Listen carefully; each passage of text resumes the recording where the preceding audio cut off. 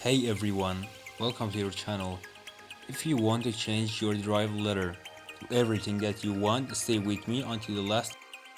So for that, at your start menu, search computer management and open it.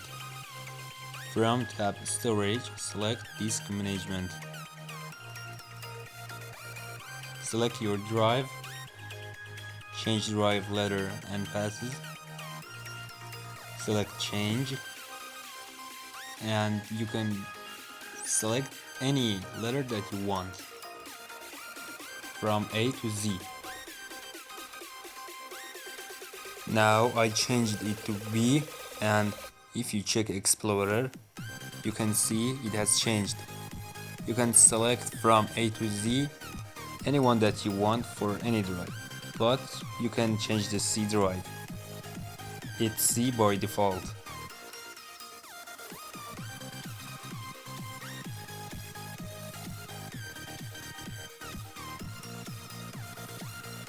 If you found this useful, like it, comment below, subscribe and hit the bell icon for more Windows tricks.